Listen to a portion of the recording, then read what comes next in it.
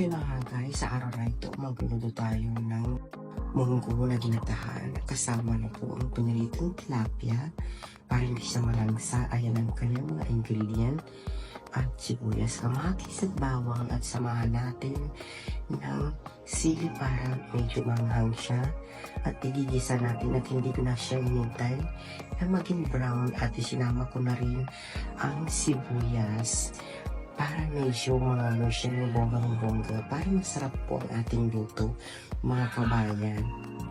So yun na nga ba, ayan, halo ko na ang kamatis at haluin natin para medyo masarap po ang kanyang kalalabasan, at ilalagay ko na po ang munggo with kalabasa. At maya-maya po matitikman natin ang bonggang-bonggang sarap. At ninalo-halo ko na rin po para sa araw na to maganda po ang ating makakain kasama ang ating mga kaibigan. So yun na nga siya guys. At ilalagay ko na rin po ang pritong tilapia at may bangos na rin ng konti para hindi pa siya malangsa pag sinali po, at pag kinain po siya hindi po siya malangsa. Kaya pinarito ko muna yung isda mga kabayan. So yun nga, medyo i-video natin para makita yung bonggang-bongga. Medyo tutong po yung isda at ihalo natin po ang sitaw. Kasi para mabilis siya maluto, ilalagay natin sa ibabaw.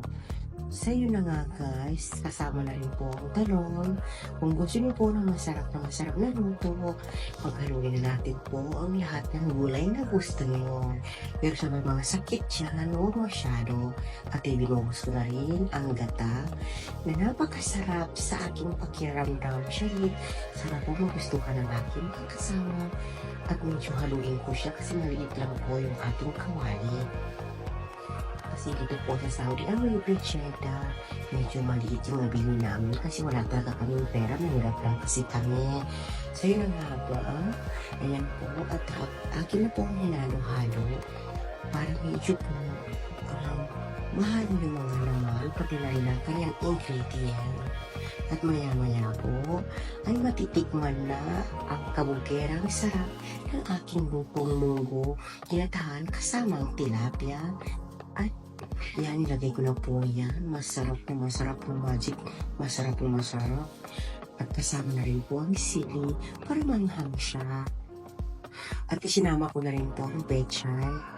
Medyo hindi siya magkasya, kaya parang buong Jeddah, buong Saudi ang papakainin namin. So maya-maya po, ayun na nga siya. Medyo nalata na rin po yung gulay, kaya hinalo-halo ko na rin po siya. Akala ko kanina hindi siya magkakasya. Kaya yan po, nagkasya pala ang pechay. At yun, medyo hinalo-halo ko na yung sabaw para yun, sarap lang ha. Ay matitikman nila lahat mamaya. So yun na nga, malapit na rin po matapos at maluto. At sabay-sabay kami kakain sa mga oras na iyon. Kasi nasa trabaho pa sila at maya-maya ay uuwi na sila. Kaya nag-prepare na po ako ng pagkain nila. So kitang-kita niyo guys, medyo masarap po ang ginataang munggo with pritong tilapia. Ay yan po mga kabayan ang kakainin. So ayun na nga guys, yan pong finished product ng aking munggong ginataan with tilapiyang prito. So maraming salamat sa panunood. God bless.